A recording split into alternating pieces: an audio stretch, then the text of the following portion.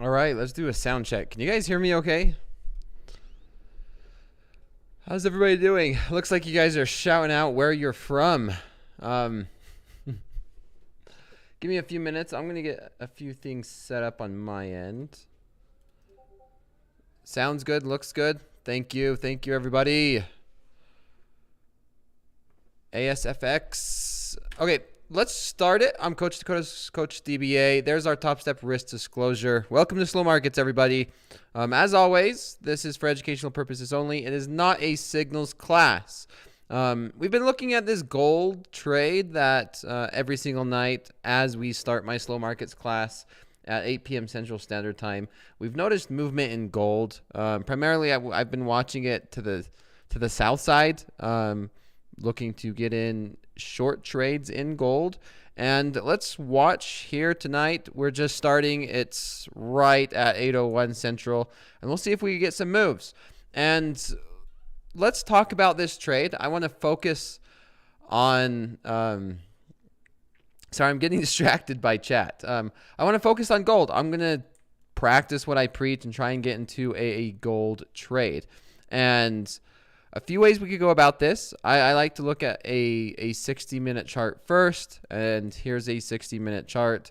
I mean, essentially, we're still kind of below the end of May, beginning of June. Like, this is a very key consolidation zone around 23, I'd say 2330s to 23 maybe 50s has been a very key support and resistance. Currently, we're below that. We could break up. It looks like we might break up and go and test the 50s. Like, there is a possibility of doing that. And if we start to zoom in, let's zoom in. And then the more immediate price action is we've been selling off and we've been making lower highs, right? And so I'm actually a little bit more inclined to take this short. We've been watching this trade play to the short side, and this is just a combine account while we're testing this theory.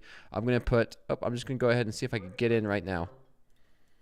I'm going to have my stop loss right above that, and let's see how this plays out tonight. I'm a little bit late. I would have preferred maybe an extra, I can't fight a cut like what, just a couple ticks on gold. Let's watch this. I'm trying to play a breakdown. I've been working on this with Coach Jay as well.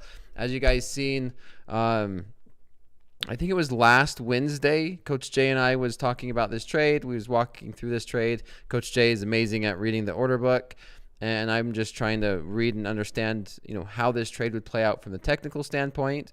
And so if you guys watched, I'm going to explain where I'm at, what my thought process is, and particular why I am entering this trade. So I was looking at the longer time frame, like 60-minute, then we started to zoom in, and you can see this is a 5-minute time frame on gold. And throughout today, what was this? This was not today, this was yesterday. Oh, let me make sure. June 14th, Friday. June 14th, June 16th, June 17th. Okay, so this past few days, we've made this high around 2350. We've sold off and we've rallied up. We broke through that, and guess what? This was resistance, or this was support, and support became resistance, and we've rallied up. We're right back into this zone right around 2340s, 2340, and of course I got really not that best of a price. So I'm looking for that to become resistance right at the top of the hour. We'll see how this plays. And I'm rusty. I'm super rusty. Support, resistance, resistance, support. And a little bit slow with that execution. Maybe that is a reason why. I'm starting out Monday on a drawdown. I'll go over that, but I'm going to finish talking through this trade. The first area I'm seeing is we have some resistance right here at 2340 to 2341. So this could be a decent area to put a stop loss. The next area I was looking at is maybe the high of this pivot. So it'd be around 2342. But I like to have, I'm going to just say having a little bit more of a stop loss, or a little bit tighter stop loss, because now we're starting to break down a little bit. And I'm going to trail this down. We'll see. Now let's look at targets. Let's think about targets right now. if this freaking works out, that would be nice. So the first targets I'm looking at is going to be right around 23.31. So actually, I'm going to change my position size. I don't want to get out of the full thing. Let's get into maybe one. Let's just use one. Let's say buy limit 23.31, and the reason being is, we have some support acting, or some support in this zone. So that's going to be my first target. Of course, my second target going to be that low that we made today during the New York session. And a very stretched target is going to be down there around the 23.11 to 23.20, 23.19. And let's see how this trade plays out. Man, if this works out again, I feel like an idiot not taking this in my live account. But that's kind of how we always feel, right? Is when we are trying to test something, analyze something, learn how to trade a specific strategy or trade or a market. You always wish you take these good ones in your live account, and then when you take a loss, you're happy you're in a combine or a demo account. That's kind of how I'm feeling tonight, guys. And I took a big fat loss to start off my week, or actually a couple big losses. I don't know what it is. I think it's just the market rollover. It's me. My comfort zone is trying to claw my way out of a drawdown. And I tend to just, I don't know, unsubconsciously or subconsciously just put myself in a drawdown so that way I could try and work my way out of it. And that's where I'm at. Monday, just horrible, hit my daily loss limit. Not doing so well in my live account. And this is after I hit new equity highs on Friday and took an $18,000 payout. Monday, as I'm talking and as we're watching this trade play out, here I am starting the week with a daily loss limit. So maybe it's just my comfort zone. Maybe that's just the reality where it's like, you know what? It's easier for me to trade after I've lost money and when I'm in a drawdown. I don't know.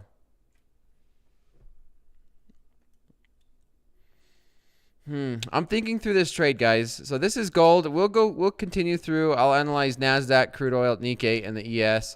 But I really want to just focus on this gold trade. I want to watch. I want to see the price action. I want to see the technicals. Maybe we zoom into a 1-minute chart. And then here's the 1-minute chart. You can see now this is the one thing we were talking about earlier on gold, right, was entry. Like, do we get in as we break down? Maybe there was a way, and if Coach Jay or somebody is in here that does read the order flow or see the DOM or can maybe have seen this trade happen ahead of time, so maybe see some orders come in that I didn't see from a technical standpoint, because I waited until we broke this pivot at, basically 7:57 Central. So I waited there and I sacrificed probably, man, if I would have just got in. So I'm just thinking through this. If I would have just got in right, maybe there's a point to be made. If I got in right at 39, I could have got a little bit better of an entry. Of course, we wish we would have been at the top. And just thinking through, right? And that's what we want to do when we're analyzing our trades is, could we have seen this move happen sooner? Are we able to manage risk if we're getting in sooner, understanding what's our risk reward, where are we going to be putting our stop loss, where we're going to be putting our take profit. And I'm going through this live in front of you. And this is the way I think about it. Just thinking out loud. Really, I really am just thinking out loud. I do like my entry though, because I want to make sure I'm getting in as we're kind of just as the market's going in my direction for this. Of course, if I would have done like I've done the past week or so, right, which is just getting in right at 8 p.m. Central, and I would have been able to get in like much better of a position, and I would have had a much better risk reward. But then the question is the risk reward, is that additional risk reward that I'm getting by getting in early rather than waiting for the confirmation worth it? I'm not sure. And these are the things that we're always needing to understand and think about in our trading is we're giving up risk reward in order to get a higher probable trade. And sure enough, the trade's working out so far. This is a 1 minute time frame.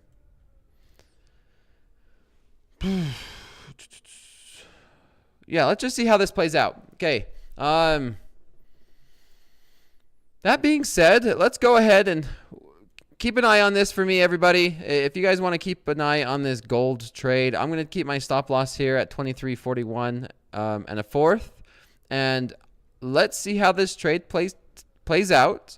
I'm going to follow this strategy. Remember, this is a practice account, a combine.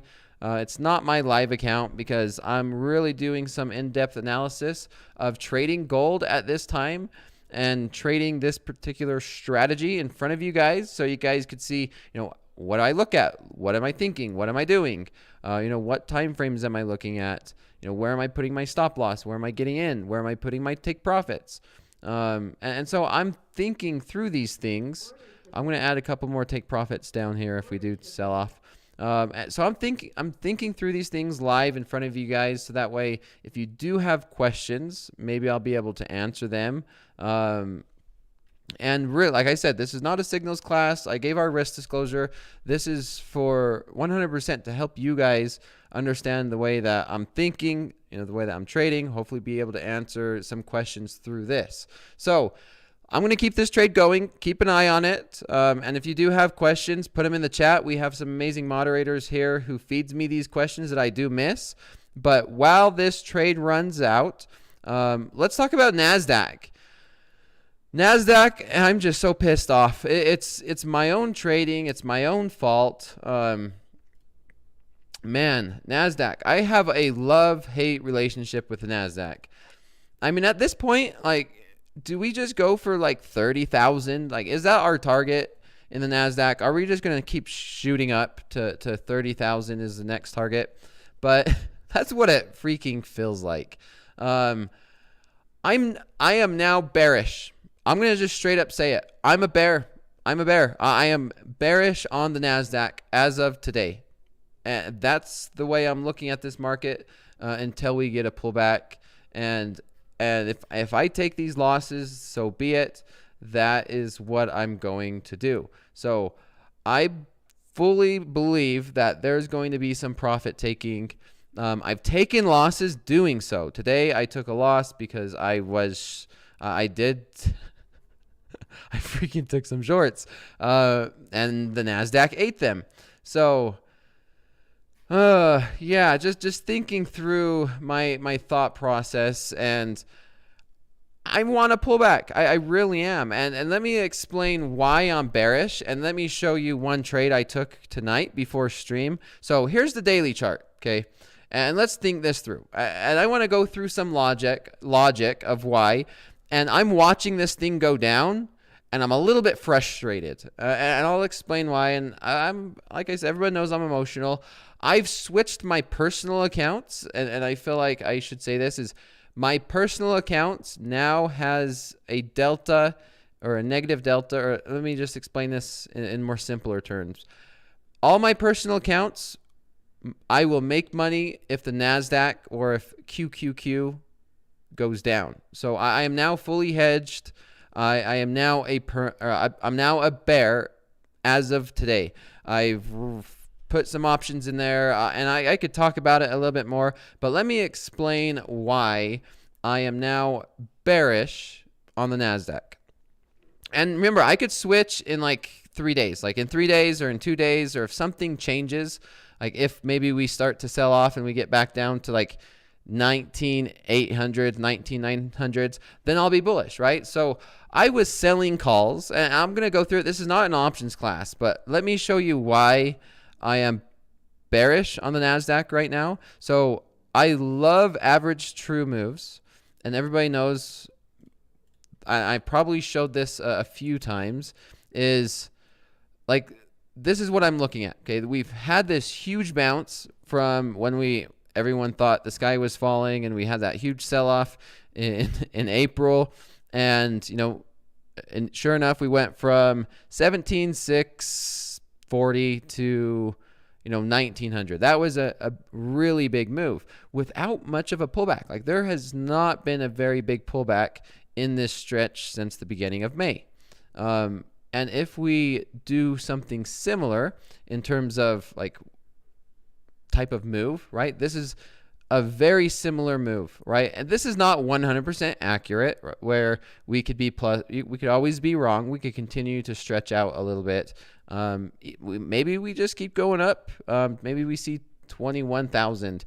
I mean, anything could happen in this market, but in terms of the way I'm viewing this is I love to buy the market. I have always had longer term positions, but as of today, I've started to hedge my account, and I'm looking for bearish moves. And now we go back to October, right? So if we look at October and we see this move from basically the end of October all the way to the end of November, right? So we also have this pretty decent sized move.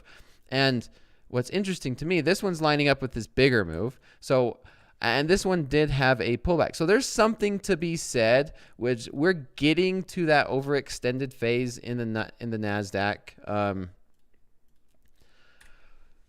And I wouldn't be surprised if sometime this week we do see some big pullback. And I'm saying big pullback it's relative, right? I'm not looking for a huge move like we've seen into April. I'm looking for maybe 200 points. Maybe 300 points. And if we start to zoom in, and I'm going to break down this a little bit more from purely a technical standpoint of why I'm starting to be a little bit more hesitant from the bearish side. So we had this and look, I continue to do this where we have these expected moves, right? So this is an expected move. I know Coach Jay also likes this as well, but we can measure these expected moves, and they happen to be relatively accurate before we get these pullback. During the end of this afternoon session, we did see a lot of that. We started to see that pullback, and it started to get a little bit violent, right? So now this is a 5-minute Nasdaq chart. We had this huge rally from basically 19,900 all the way up to 20,270. So this was over a 300-point rally, right? That's a 300-point rally. Correct me if I'm wrong. So there's 360-point rally from the beginning of the New York session, basically. So this was a huge rally, and we kind of we did make a double top. So I'm looking at this as, we had that double top. We did break through this, and we had a beautiful sell-off near the end of the day. And, even this after session, we had this pullback, and now we're getting a continuation lower. And so what I'm looking at for tonight is two things, right? I'm looking for this to break down. And if we do break down, where would we go? The first area that I'm looking at is going to be 20,000, this zone, 20,000, like basically 100 plus or minus 10, 15 points. So I'm going to be looking for this zone. And for the market to move at least at first this zone. And I'm going to be looking at the Nasdaq from a bearish point of view. Yeah,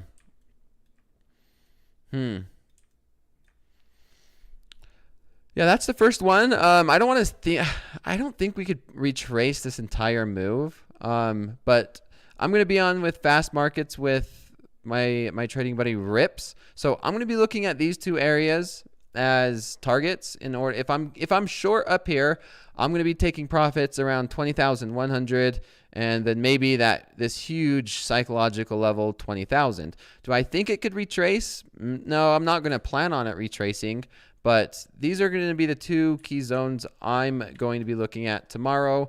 It's going to be in play for me between now and tomorrow. If we do sell off, that's what I'm going to be looking at. Maybe I take profits and I start to look at maybe some longs. Like that is a possibility. My longs are going to be more scalps, and I'm going to actually be looking for shorts and holding on to shorts a lot longer than I'm holding on to longs, if that makes sense. So I am now short biased. Tomorrow I'm going to go into my trading day with a short biased mindset, depending on what price action gives us. And if we do start to change and we start to break up, then I'm going to have to just say, nope, I'm going to go ahead and change my bias, take a loss, and then move on to the next day. So that being said, I did take a freaking loss today. I took another loss before I entered. Everyone's yelling gold. Yeah, well, you know what? That's what happens, right? Is I'm a good sim trader. Tonight, I'm just. Why don't I just do this in my live account? I've been taking losses in my live account this week, and then we have this kind of a trade. I'm gonna move my stop loss to break even. Because I do like this pivot that we made. I like this pivot right here. Maybe this is a head and shoulders, but this to me is a great area to put my new stop loss. Let me see. Let me think about my take profits. I want to make sure my take profits are in a decent area. I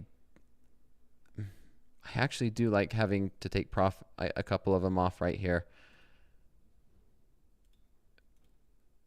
Maybe something like this. And let me walk through why I am liking this zone. I mean, essentially, we did see some support here at 2330s. We're seeing it bounce right at the 2334. And, of course, we have this support here at 2333s. Did I miss take profit? I don't know. We'll see. I like my take profits. If we have another continuation down, my stop loss is break even. This is a risk-free trade. How consistent has gold been, guys? Like, we should have just got in a house account, just sold.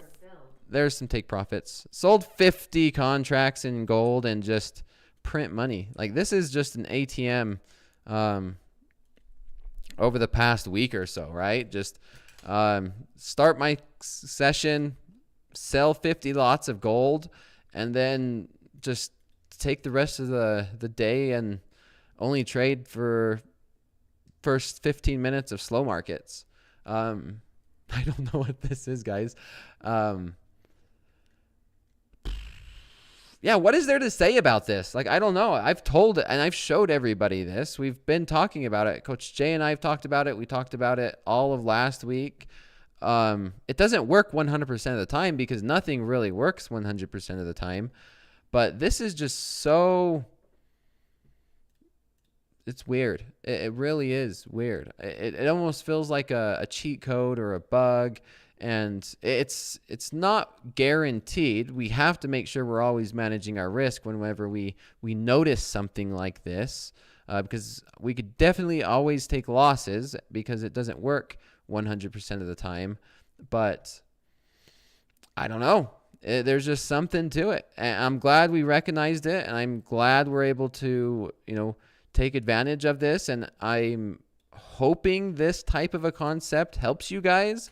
Not a signals class. I'm not talking about this specific trade, but like how I manage a trade, how I see a trade, how I identify a trade, and maybe how we walk through a trade together. So we'll see. We'll continue to see how this trade plays out. We took profit for one for about $420 on a fake account. It's not a real account. It's not a live account. Maybe in a few more weeks, and if this is becoming consistent, I'll trade it on my live account again. Yeah, maybe if I see a trade where I'm really confident, I'll hop in with my live account. But let's take a look at Nasdaq. I lost my train of thought, guys. I had a rough weekend. I went, and on that note, I'm not fully into the markets yet. Maybe I'm still kind of just, I not really pulled a muscle, but man, I am super, super sore. Like, I can't stretch my arms out. I went wakeboarding over the weekend, and I cannot move my arms. They're very limited. And I'm beat up. I'm sunburnt, and I got too much vitamin. What is it? Vitamin C, vitamin D, or whatever the sun is. So and my brain's not fully into the market. Yeah, I feel sunburnt. But anyway, I think I was talking about the Nasdaq, and I was analyzing it on a 60. Yeah, vitamin D. So yeah, I'm looking for a pullback. I mean, that's pretty apparent. That's pretty obvious. I have not much to say. Tomorrow during fast markets, I will be talking about that, and I was going to show everybody here what my position is for, and it's a hedge for a day. It's not a long-term hedge. Is that the right way to say it? You guys let me know. Is it correct to say that I hedged my personal account for a day? Is that right or wrong?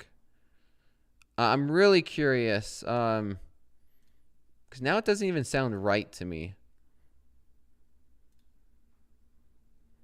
Because I'll show you my position. This is, oh, come on. It sounds right. Not exactly correct. Well, I hedged my account for a day using, here's my position I got into. And all this is saying is on QQQ, it basically correlates with the Nasdaq. And so to summarize this, for anybody who doesn't really know options, is I am bearish, and I believe that the Nasdaq will go down, and the Nasdaq will have a red day tomorrow against my personal position in my account. So that's all this is looking for. Yeah. So maybe hedging it for a day is not the right thing, but yeah, don't ask about that one. 9999. I'm a little superstitious sometimes. But yeah, you can't really hedge when you're day trading futures. And I'm just saying that's in a personal account. You can hedge all you want in a personal account.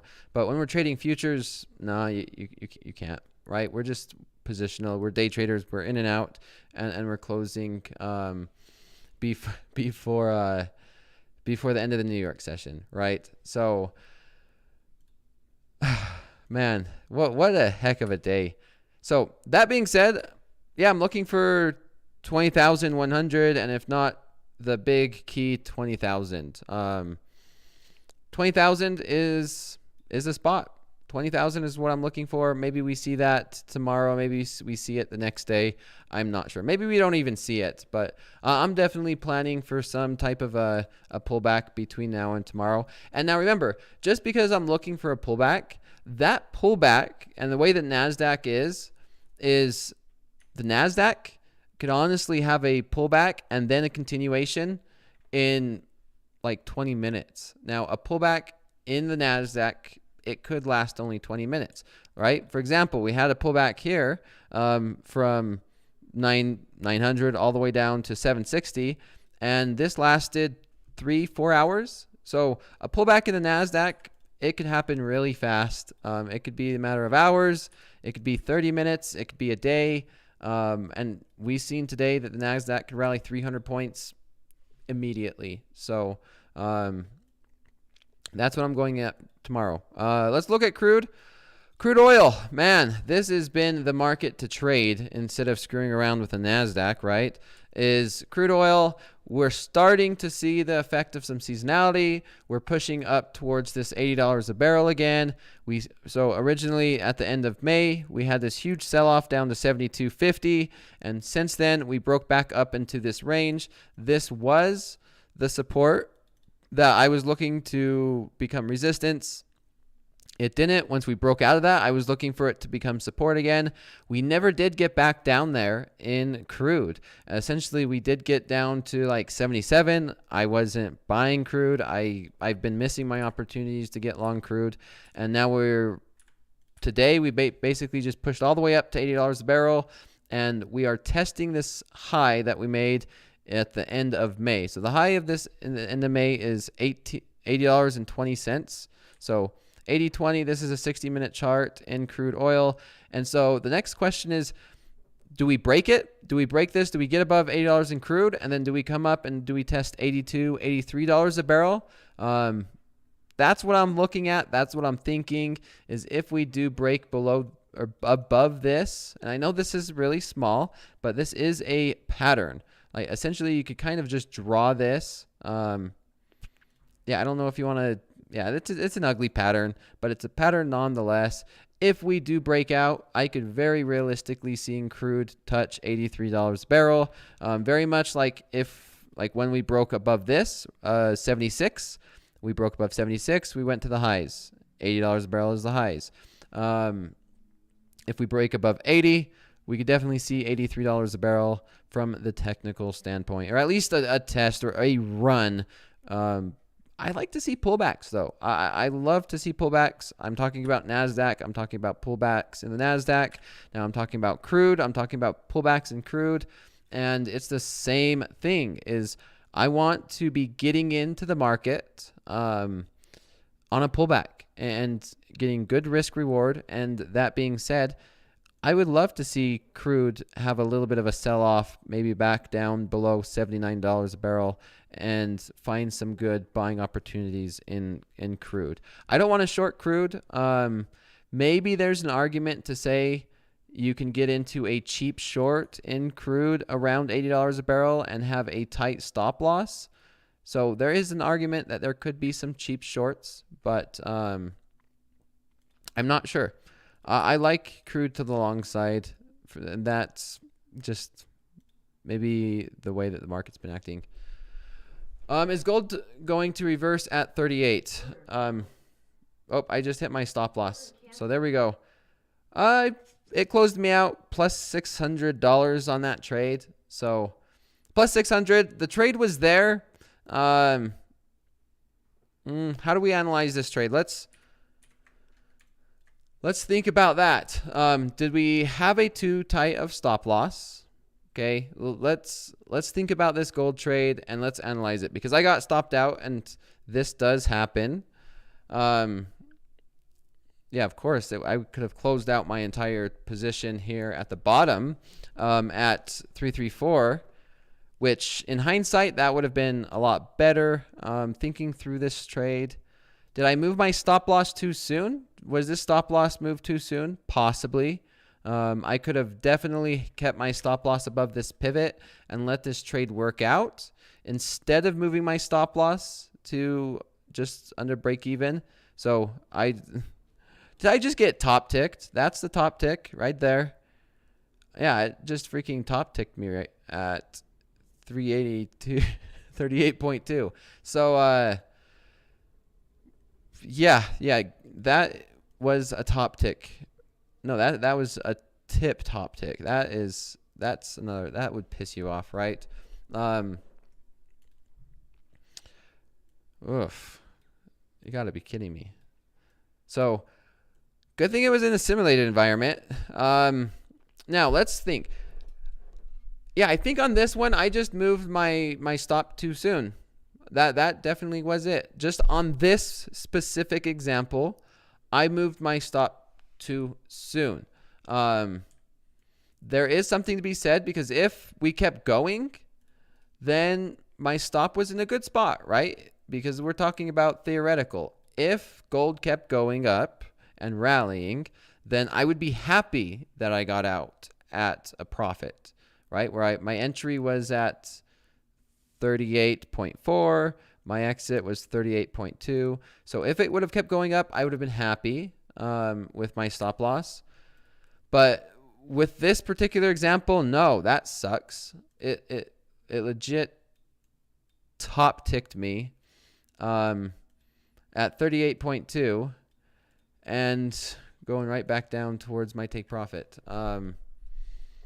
Interesting. So on this one, good example, stop loss, I should have never moved. All right. So this is a perfect example of a reason why you shouldn't move your stop loss too soon. So there is an argument on both sides. I'm going to make an argument based off of this example. I should just let this trade play out. So, and now we're all the way back down to these lows. Ah, man. That is a tough one. That is definitely a tough one. I'm not seeing. Let's look at a higher time frame. Let's close this. It's hard to say, right? It's easy to say once the market's happened. It's fairly obvious, right? Where this is acting as resistance. This is a good support resistance zone. Like this is a very good place. And so it just makes sense, right? Have your stop loss above there, risk reward, maybe just let it play out. That definitely could have been a lot better. But then from just see profit, take profit, there's, I don't know. It's such an interesting thing, right? Is when do we move our take profit? Do we even move, not our take profit? When do we move our stop loss? Do we even move it? Do we move it too fast? Do we move it too soon?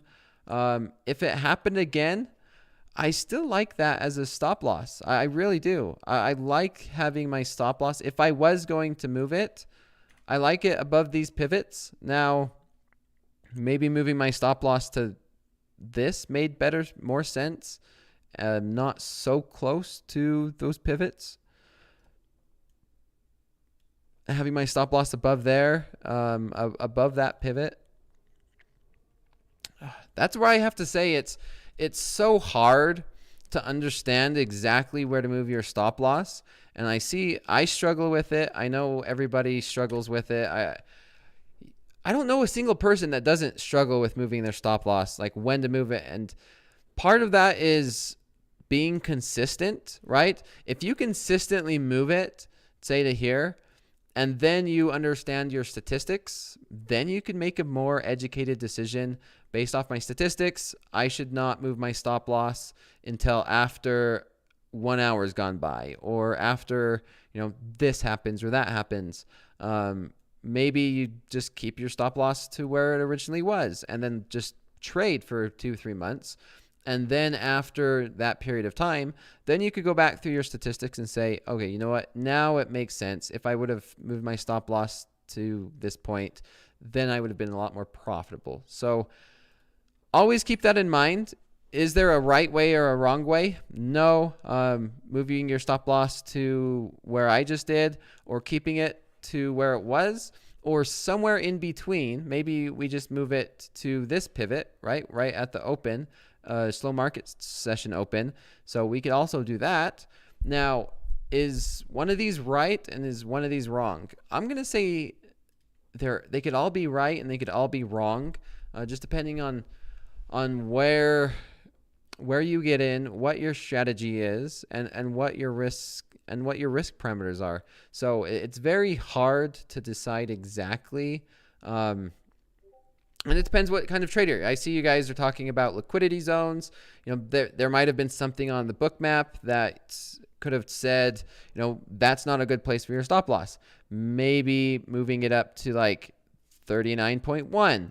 So I know Coach Jay, if I seen Coach Jay in the chat, there might have been something on book map or something on the DOM or the order flow that showed maybe there was a big order right there at 38.2. So there could have been so many ways to avoid it, or maybe there wasn't. I'm not sure, because if we would have kept rallying, that was a good stop loss. Such is life, right?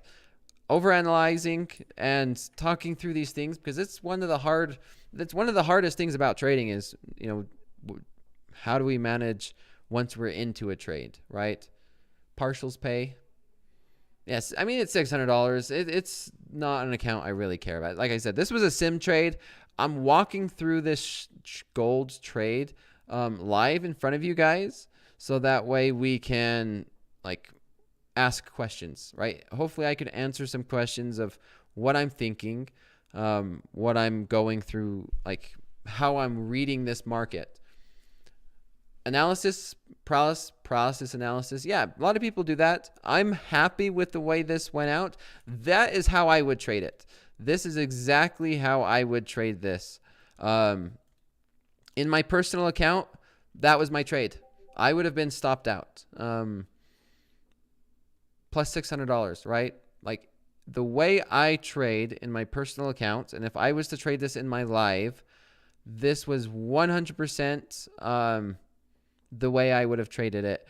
Maybe there was a reason I could have found a way to close out maybe just one more contract down here. Now that I'm looking at it, there could have been another reason to close out. I still don't know, because we did come all the way down here to this pivot. So there definitely could have been a reason to close out of another, one more contract instead of just one. Maybe we closed out of two and had three of them. So in my personal trading, in my live account, that would be what I'm thinking of, is not whether or not I move my stop loss, because that was the correct way for me to move my stop loss. But, I think I should have closed out of two contracts instead of just one. But we'll see. Tomorrow is another day. We'll see. We'll see how this gold trades out tomorrow. Maybe we actually get into, instead of a short, a long. But shorts have been paying for gold. We'll see about that one tomorrow. Let's open it up to some questions. So send some questions my way. I'm going to take a drink, and we'll get to some questions.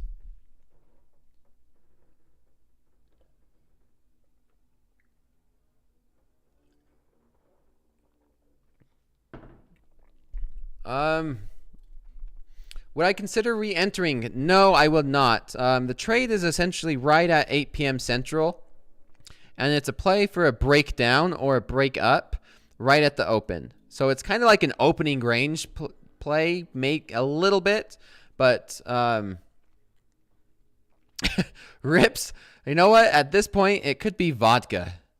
I mean, it's clear, right? Like the way that I'm feeling, it's probably it's 99 bananas. Why exactly are you bearish Nasdaq now? What's the catalyst? I went through Bubba. So talking about Nasdaq, why am I bearish?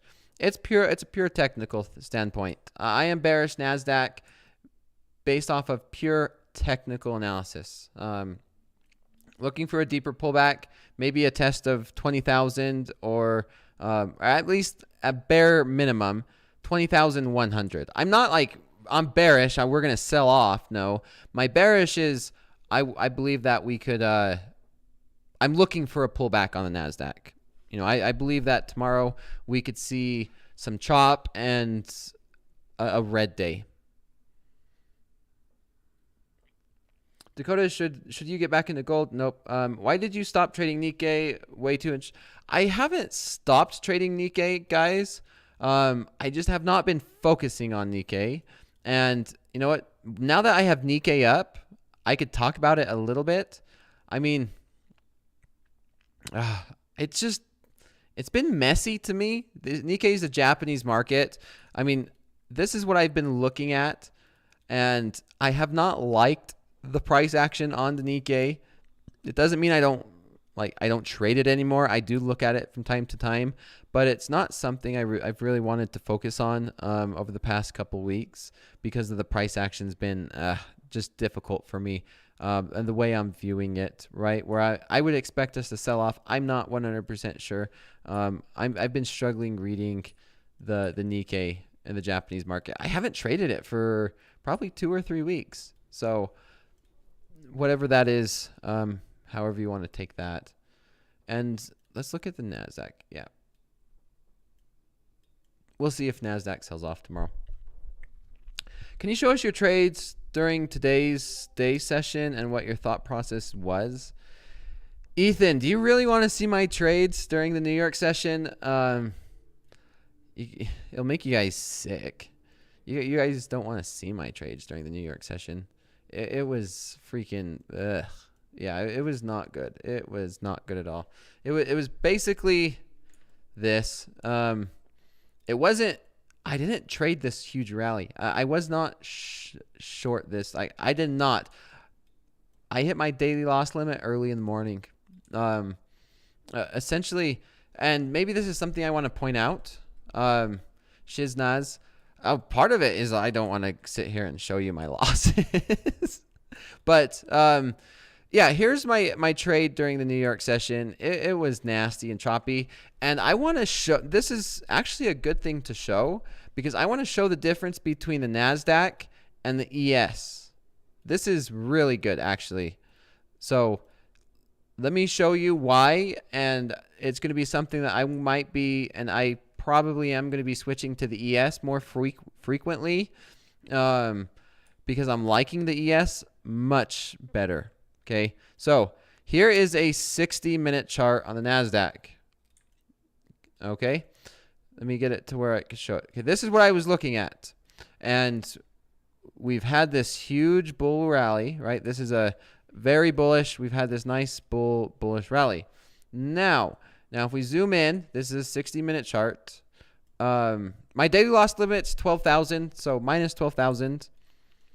And what I was looking at here at the open, and this is 100% me, I was looking for us to have a choppy day. I was looking in, look at this. This was barcoding where we're just getting, one back and forth, back and forth, back and forth. And then as we started to open, we started to sell off, right? So this was a bit of a sell-off. And I was saying we were consolidating. We had this huge run up above 20,000, up above that. And we sold right back down and we started to chop. And now if we zoom into a 5-minute chart. So here is a 5-minute chart. And here was all of this chop. Let me get this adjusted. So here's all this chop, okay? And then we sold back down, and then here is the open of the New York session. So right here is the open of the New York session. We sold off, we rallied back up, and then as we started to sell off again, I ended up getting in shorts down right in this zone. And of course we bounced and I took a loss. And this is where I took a loss. And then sure enough, I ended up, doing the same thing again. We started to sell right back off. And, I have a 100 tick chart again. And we started to make a lower high. And I was thinking, you know what? Let's go ahead. Let's see if we can make another breakdown because we failed to break this. We were having this hold. And sure enough, that's when we just broke out and I was done trading for the day. And it was rough. It was really rough. And then the rest is history, right? Look at that rally. That was such a rally on here. Now that being said, I want to show how clear of a difference between the Nasdaq and the ES is. And I've been saying it like almost every day during slow markets, and I'm going to continue to push it because I think traders who are new or are trying to become consistent in this market might have a favorable, it might be more favorable to switch from the Nasdaq to the ES. And I might be doing the same thing. So this is the Nasdaq. Okay. You see all these nice whipsaws. Like there's a lot of candlesticks that could be very tricky to trade. And it's something I got caught up in, right? This is a 60-minute chart on the Nasdaq. So look at all these candlesticks. That's very tricky to get caught up in. And it's very difficult to trade, especially during a rollover period or like in a tough market. Like it was definitely, if you were not just close your eyes and buying these dips, and you're looking to trade it, right, as a day trader, it's very difficult. Now, if we look at the ES, the ES was a bit more clear. We still had some wicks, right? Like we do have wicks. It's definitely not prone to it. But in terms of just how clear of a price action this is, man, I would love to trade. Take my day back and just trade the ES. And I've said that on countless times. And maybe that's just something to it where I need to just, this is chop, barcoding, whipsaws. And this is just, there is some chop in barcoding, but then when we broke. And it's just so much cleaner. It can be too slow. I don't know. Yeah. So I think that's it. So ES is just consistent, more stable. It might be more slow. You might be boring if you're used to the Nasdaq. Not really sure what else to say on the ES comparing the Nasdaq. And I'm going to continue to compare them, and then I'm going to make that decision, which it's looking more and more likely that I'm going to be placing less trades on the Nasdaq and more trades on the ES. Josh Young, I did very well on the ES today. ES is best. Any overnight ideas? Douglas, it's going to be short the Nasdaq. That's my overnight trade idea. Short the Nasdaq. Finish this gold trade. This gold trade was a win, but it was a win on a dummy account. Just analyzing this trade idea at the beginning of slow markets. But yeah, short the Nasdaq. We're breaking down, or at least looking to break down below the last 1 hour bar during the New York session. And if we compare that to ES, it's kind of the same thing, right? So I'm just looking, if we do break, I'm just looking for a pullback. All right, I'm bearish tomorrow. I'm going to be bearish tomorrow, at least maybe until we get down to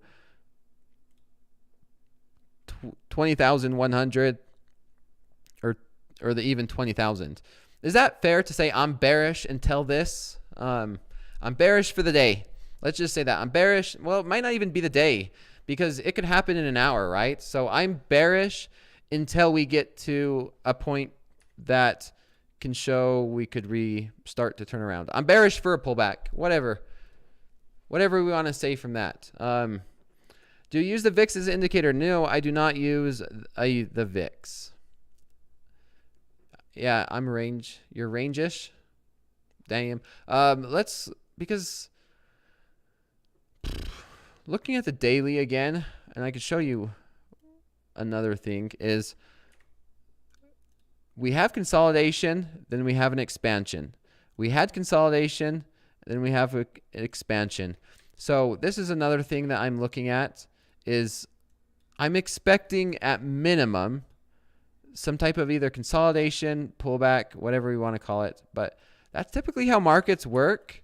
It doesn't mean that the market will not do that, because the markets can just keep going up for no reason. But yeah, we have an expansion, consolidation, expansion, consolidation, expansion. And so I'm looking at consolidation tomorrow, maybe a pullback. And that's why maybe I made it a little bit too dramatic, guys, that I'm saying, oh, I'm now a bear, I'm now bearish, I'm now bear. But I just want to make it a point because, yeah, I'm that guy. We'll see if we can get a breakdown and sell off tomorrow. But we're coming up to the end. What else? I will be, and just so everybody knows, nothing's changed for me this week. Monday through Thursday, 8 p.m. Central Standard Time. What is it? Wednesday, the markets are closed, or it's a U.S. bank holiday. But Wednesday night, it's business as usual. Tuesday, we might see it very slow, but Monday through Thursday, same. Nothing's changed on my end. The only thing that's different is there will not be a guest on Wednesday. So that would be the only difference on my end. No guest. And no reset, guys. No resets. I will push. I will let you know beforehand. I will definitely let you know on that aspect.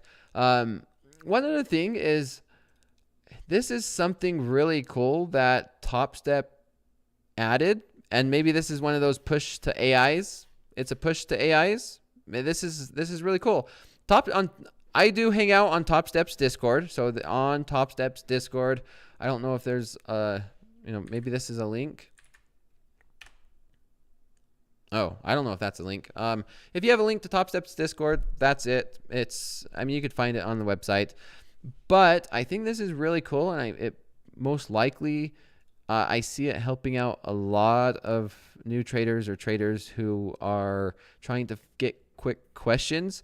There's like a Topstep AI support to help answer some questions, and it's a great tool. I've practiced it a little bit, and I've been watching it as well, and hopefully it'll help out. So we'll see. I hang out on Topstep's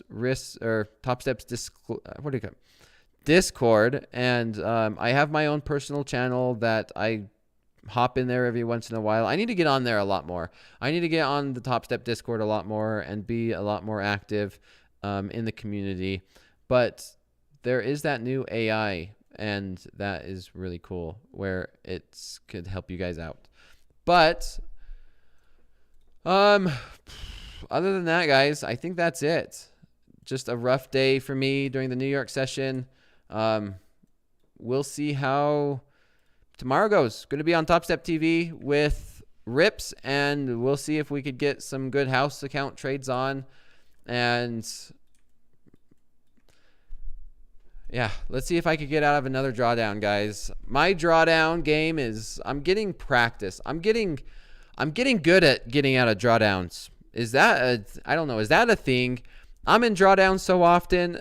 I don't know like how else to say it. And I think, I don't know if it's a psychological thing on me or whatever it is, because last week I was in like a $45,000 drawdown. I ended up getting out of that drawdown plus $18,000, took an $18,000 payout, and now I'm right back in the drawdown to start this week. I just love drawdowns, I guess. Maybe it's just my comfort zone. It's just one of those where it's like, hey, you know what? I'm at high water marks. This is no fun. Just draw down and let me try and climb out of it because it's more entertaining. I don't freaking know. We'll see. But let's see if we can sell off. We'll see if we can have a big sell off tomorrow. I'm going to join Team MP, that perma bear over there in Colorado. So, Francis, yeah, no comment there. Take care, and I will see you in the morning, if not tomorrow night. And I'll talk more about London session. I have no updates on the London session. Bye, guys.